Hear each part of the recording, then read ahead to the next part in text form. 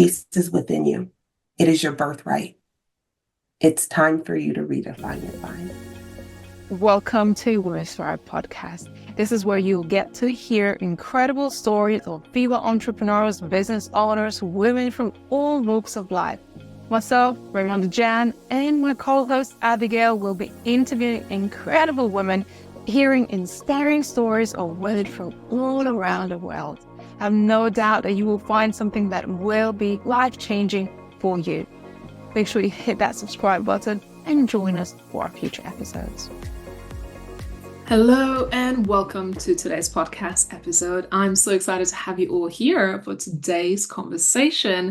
My name is Ramonda Jan and I will be your host.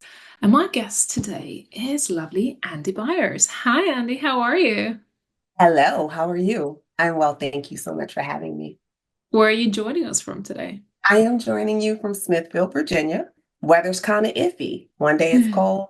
Yesterday it was 70. Amazing. So in today's podcast episode, we're talking, how are you? Are you fine? What does it really mean when we say, I'm fine? So let's explore that a little bit. And my guest today is Andrea, or also Andi Byers, who is transformative leader in holistic wellness, committed to helping individuals reclaim their health and inner peace. As a founder and CEO of Chronic and Iconic Coaching, Andi brings over 2 decades of expertise in crafting personalized wellness strategies that nurture harmony of mind, body, and soul. So I'm excited to invite Andi here for today's conversation. Andi, how are you today? I am well. Notice I I love didn't that. say fine. I am well. All is well within me. I say that to myself every morning. All is well within me. It was the change of my thought process from I'm fine on the days that I wasn't okay to I'm okay to all is well within me. It was the restructure of my mindset to define what actually fine meant. Was fine overwhelmed because I used that a lot. I'm fine. Wasn't okay though, but it was easier to say I am fine than it is to be vulnerable and tell somebody I'm not really having a good moment right now. And so I am well, fine included. How are you? I'm doing great. I am excited because we get to have this conversation today and challenge perhaps mindsets and beliefs of people who might not be feeling fine right now, especially with what's going on in the world. So, Andi, would you like to introduce yourself a little bit more to our audience to get to know you of where you're coming from? I am Andrea Byers. I am a 23-year Air Force veteran. I retired not too long ago. I am a holistic wellness practitioner and a stress wellness coach. I am really big on safety in all aspects of that word, emotional safety, physical safety, mental, spiritually, all of those things. And it's because I've come from a space that was pretty dark, right?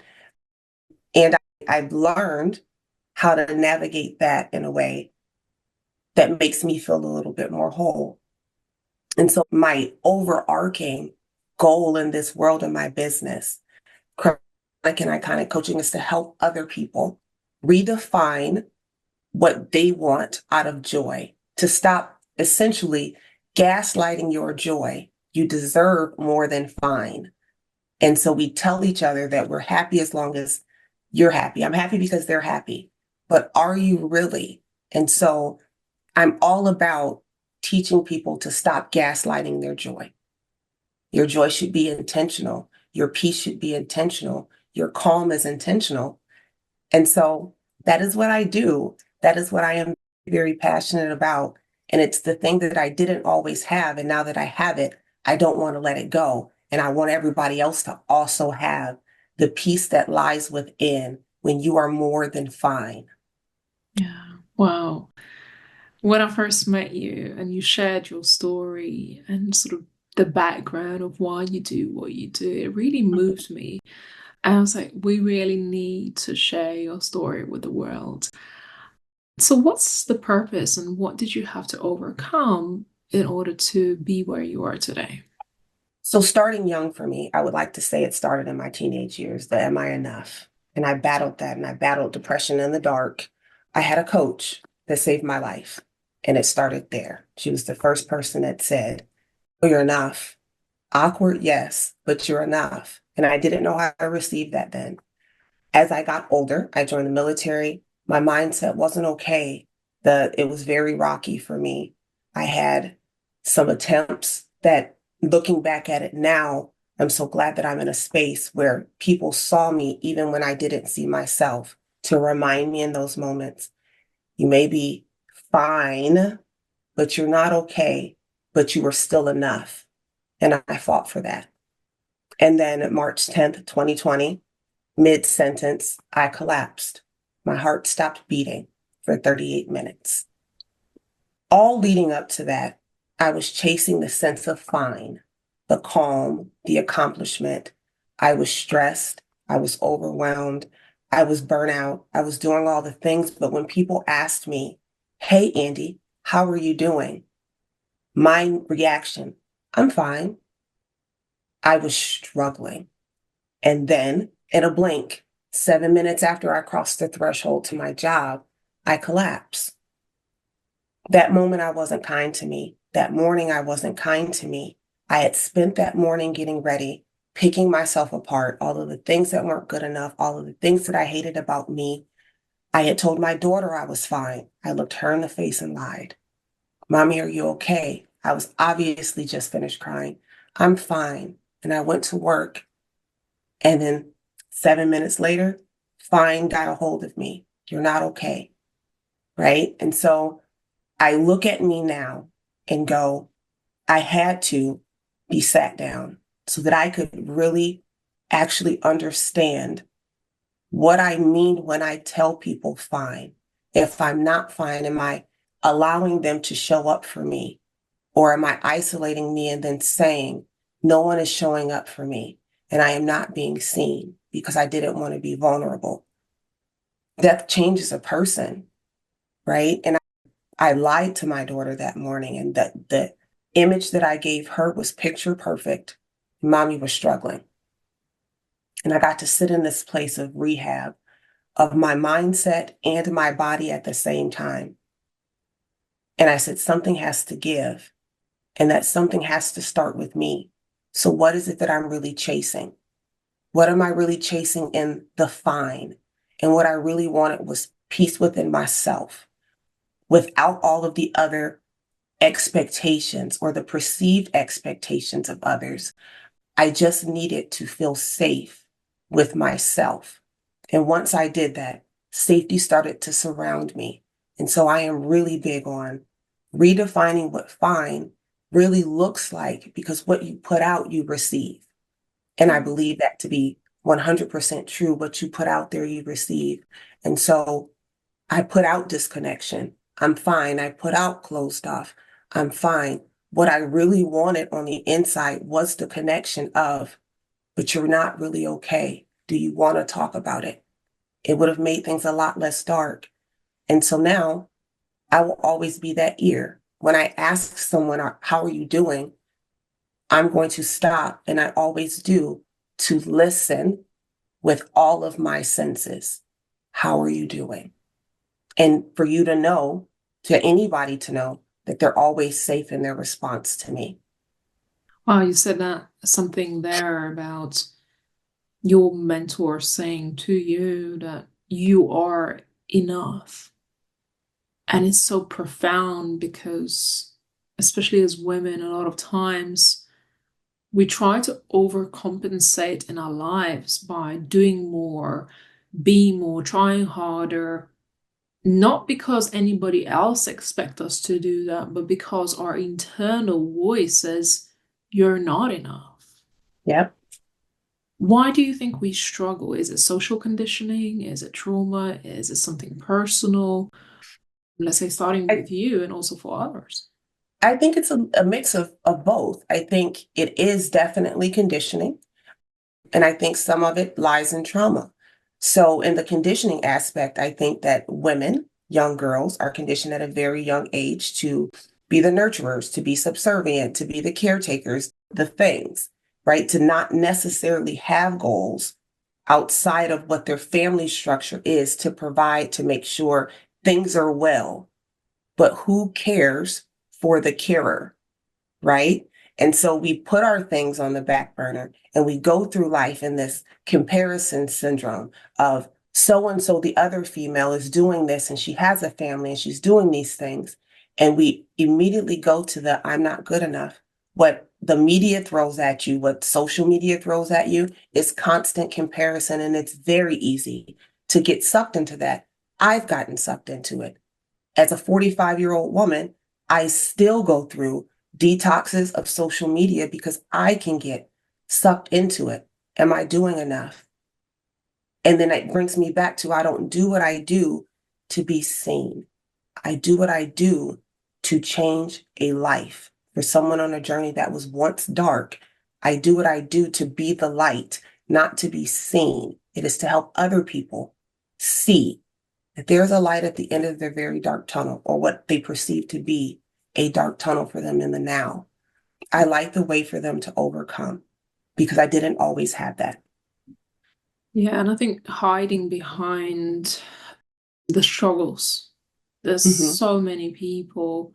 The whole term of fine is hiding behind it. And there's so much more. There's layers and layers of actually, no, you're not fine. There are things that is happening perhaps in your own life, in your own mind, in your surrounding, in our society that it Mhm. isn't. And we don't pause to say, I'm not okay. So recently I was going through a bit of a phase where I wasn't okay as much as I wanted to be. And usually I'm okay to self-manage when I'm going through difficult times.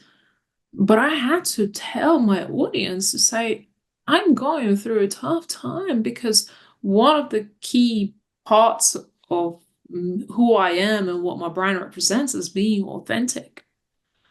But it's not easy, especially when I know, let's say, there are so many people looking up to me to say, I'm not okay. Yeah. But that taught me something, that it's okay not to be okay, and it's okay to talk about it, because there's Yeah. so many people who come forward to say, I appreciate you saying that. And they came with a lot of support.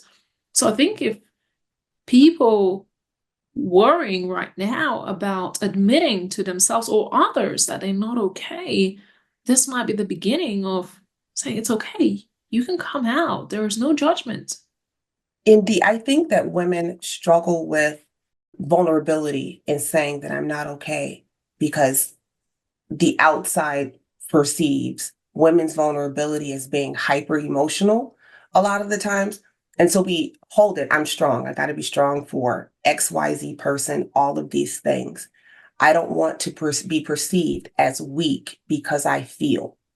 Your feelings are valid. It is your way, your body's way of self-regulating. But we bottle those up and we go, I'm fine, for the face of, I'm strong and you can't break me. But what if I told you that you're breaking yourself and hiding behind your fine? What if I told you that I broke myself hiding behind fine? And while recovering, I couldn't blame anyone else. I couldn't point the finger at any one particular person that did it besides me because I didn't know how to stand in my no, because I didn't have effective boundaries that protected me, because I wouldn't grow with me. I was trying to grow for them. Mm. When I changed my perspective and I wanted to grow for me, the things that I were aligned to came to me, and I began to grow and heal from the inside out. And I divorced fine and replaced it with all the other words. I love that. What kind of tools did you have to use to get on to the other side?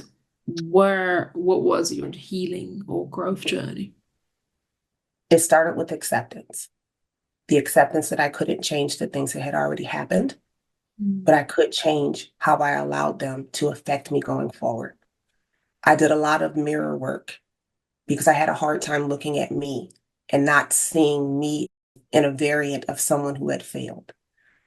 And so I did a lot of shadow work, a lot of mirror work where I told myself the things that I 100% know that I needed to hear, but this time it hit different because I didn't want to hear them from anybody else. I needed to hear those words from me. And so I spent a lot of time in the mirror. I did a lot of journaling and I did a lot of replacing fine. And it started with me being personally accountable. How are you doing? If I wasn't okay, I would tell people I'm not okay, but I would also be accountable in that I'm not okay, but I don't have the words or the capacity to explain what that means right now. That let them know I appreciate you checking in on me and showing up for me. I just can't put what I feel into words, and I allowed myself to start sitting in those spaces so I can process the uncomfortable. We avoid the uncomfortable, and so much change and growth happens in the uncomfortable moments that we're trying to speed past because they're uncomfortable. When I started sitting in those moments, so much clarity about me and the things around me and the processes that I touch and the people I interact, so much about me authentically came out. I was no longer behind the mask of fine. And what I realized in doing that is I spent a lot of time showing up as what they wanted me to show up as. So far, so much so that I had buried my personality for the sake of showing up. Until now, you get me, you get my bubbly personality, you get the peace signs, you get all of the things. And I am genuinely, authentically happy and aligned because I had to look myself in the face. It no longer became, I need the outside validation. I really needed validation from Andi. The little girl needed me to hug on her, to talk to her in the mirror. And that's what I did. Yeah, yeah. Self-acceptance is such a big part of It is. self-empowerment. We get trapped. It's really a big trap within ourselves and our own lives when we don't accept ourselves. I've just come back from a photo shoot, and as you know, just shaved my head a couple Mhm. of weeks ago. And there was the first set of photos that photographer took, and he showed it to me. And I burst out into tears because, similarly, like you, I've struggled through some parts of my life where I looked in a mirror, I didn't see myself. I wasn't accepting myself. I was blaming myself, shaming myself for some things that happened to me.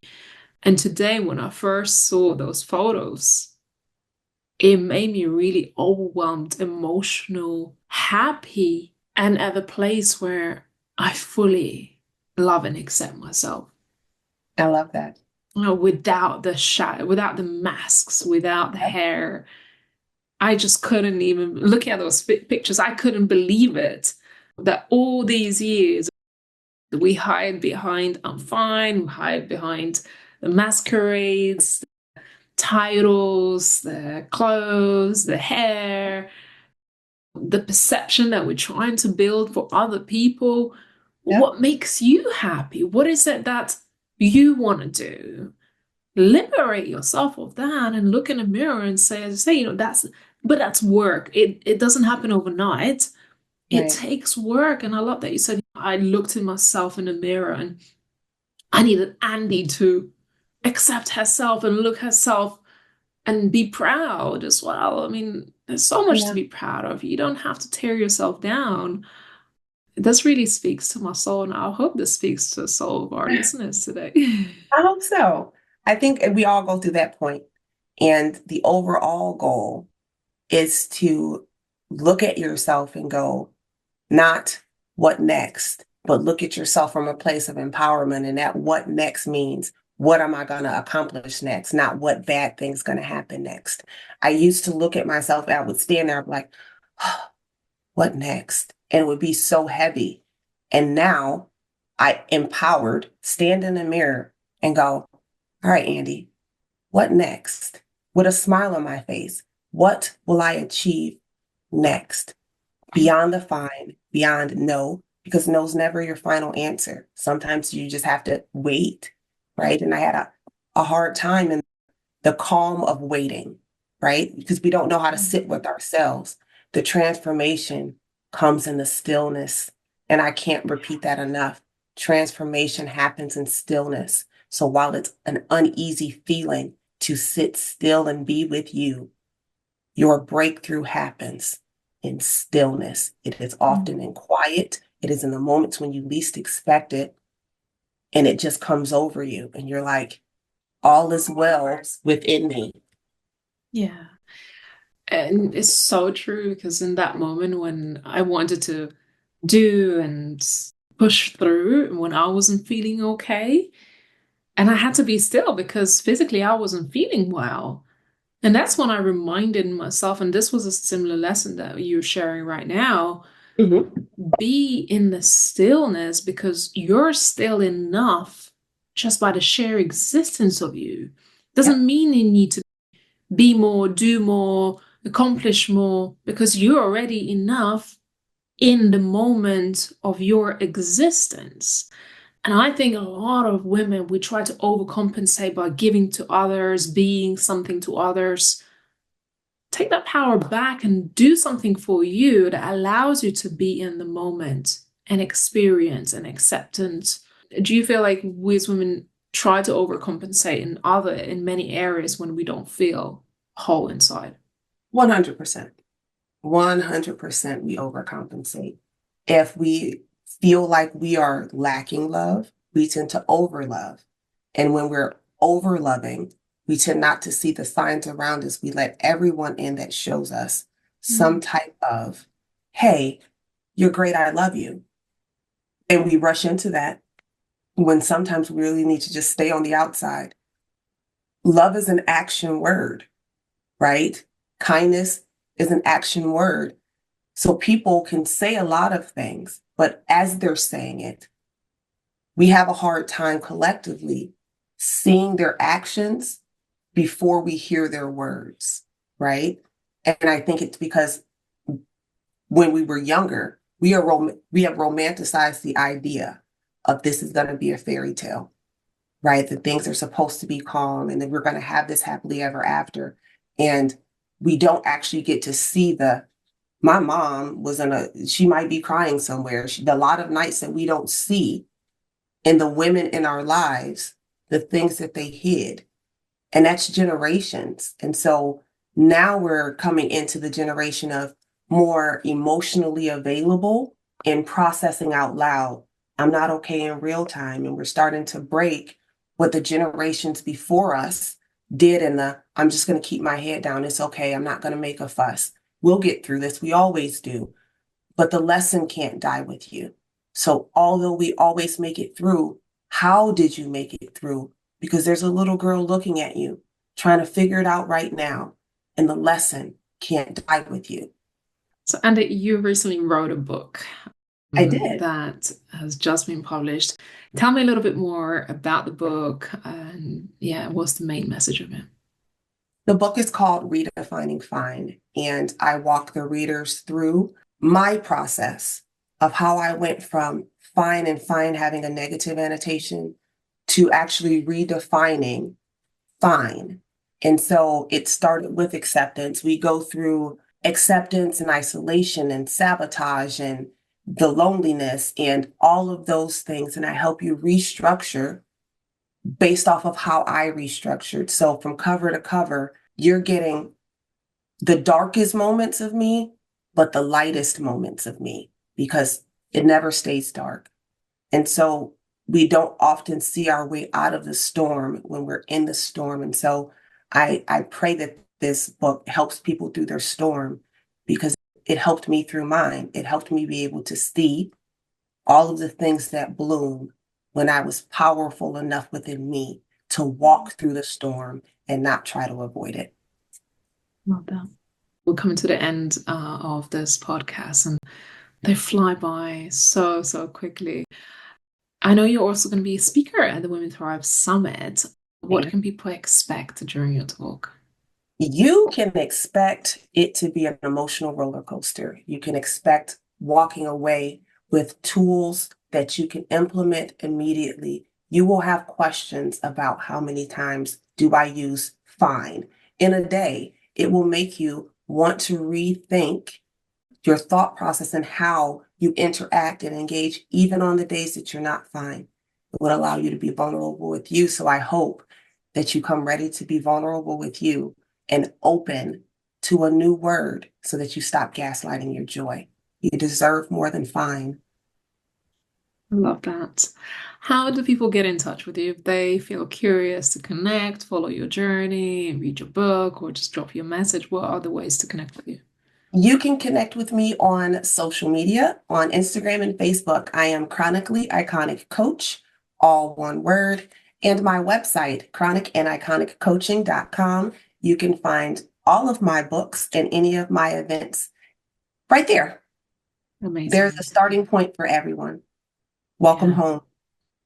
What is the last message before we close out for today? Peace is within you. It is your birthright. It's time for you to redefine your fine. Amazing.